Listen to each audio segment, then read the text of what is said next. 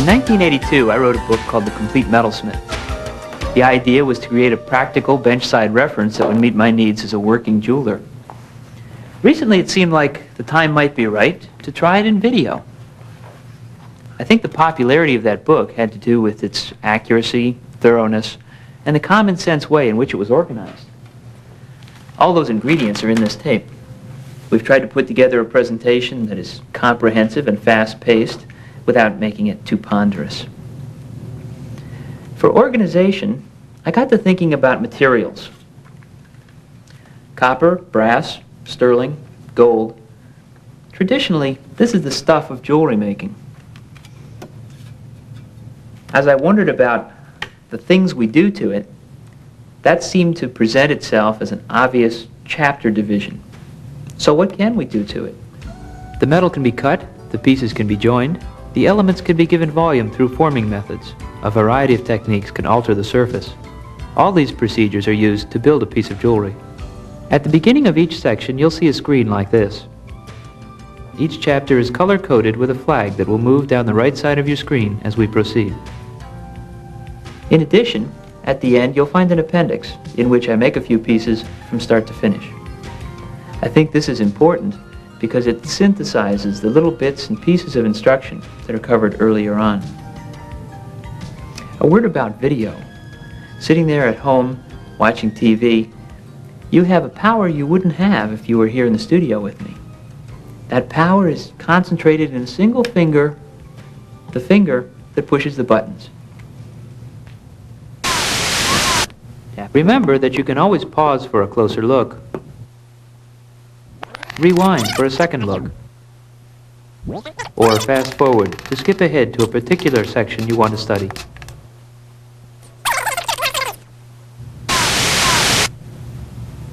So I hope you enjoy the tape.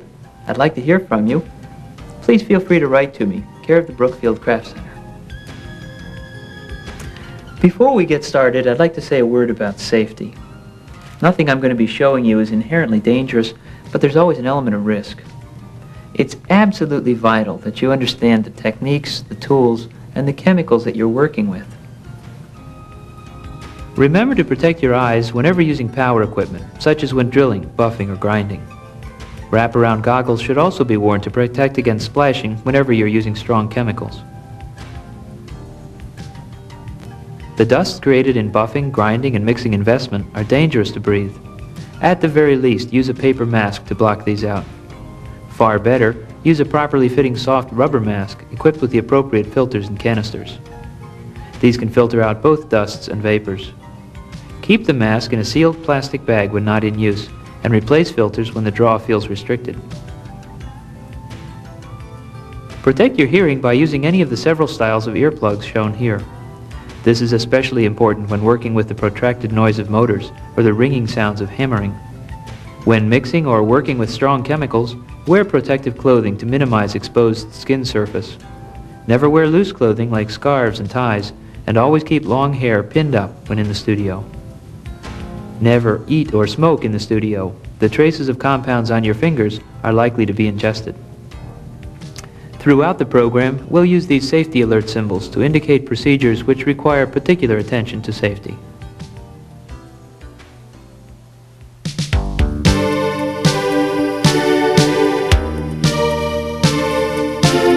As a pendant, this leaves something to be desired. Clearly, I'm going to have to cut it. I could use scissors or heavy shears like these, but they're only appropriate for squares and rectangles. Far more versatile is the jeweler's saw frame.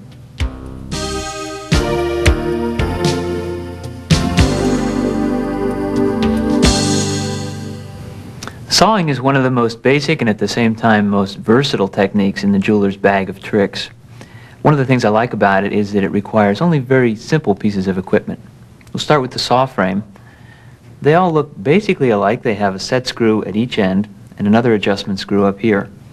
The principal difference between one frame and another is the size or depth, and that refers to the distance from the saw blade back here. This one, for instance, is a 2-inch saw. This is a 4.5-inch saw.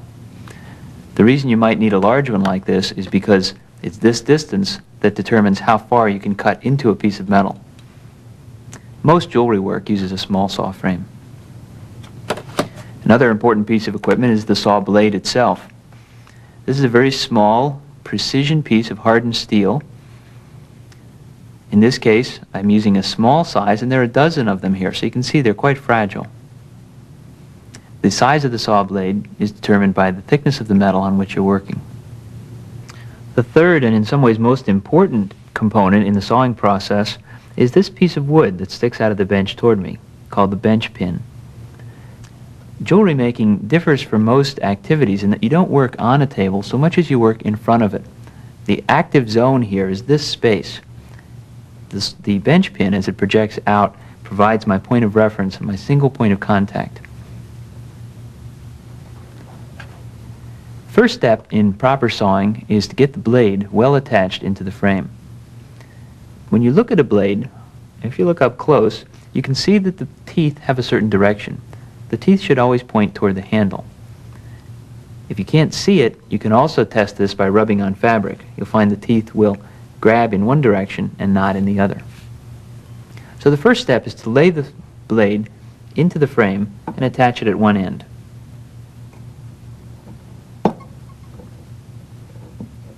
I'll then adjust the length so that the end of the blade just reaches the gripping plate. And at that point, I'll tighten the frame. Now, using a good deal of force, I'll lean against the frame and I will squeeze it together. And when it's in that squeezed or closed position, I'll then grip the blade behind the plate and make it finger tight. When the blade is properly gripped, you can ping it with a fingernail, and it should make a high-pitched noise like that. If you get a dull thud or ponging sound, you should stop and retighten the blade before you try to saw. The sawing process itself should be relaxed, soothing. It's a gentle process. And that might sound peculiar when you first start out because there's a tendency to kind of clutch and jerk at it. But if you persevere, you'll find it can be very smooth and lyrical. There are a few steps or key points to keep in mind, and I'll list them as if they're hard and fast rules. In fact, what's most important is that you get a smooth, natural combination of all these factors happening at once. The first step is what we've just talked about, that the blade must be tight. The second is that you should position yourself in front of the bench so that your shoulder is lined up with the bench pin. Don't sit down at the bench pin as if it was your dinner plate. Instead, you'll sit off to the side. Since I'm right-handed, I'll actually sit to the left of the pin so that my working shoulder is in line. The result of that is a more relaxed arm muscle. Also, as part of that, I'll adjust my height. If you're sitting up too high, you'll find you have a cramp right here in your wrist, and that makes the process painful and tedious and usually will result with broken blades. Instead, you'll sit down low. The next step requires that the metal be well supported. This is where the bench pin comes in handy. Jewelers tend to personalize their bench pins. I like this keyhole design, which gives me a round working area, but you can cut it to any shape you like. The advantage here is that I can work on metal that is well supported on both sides. You'll notice that with my left hand here, I'll reach around the metal and hold it on both edges. Because the bench pin is flat, I can swivel and pivot as necessary.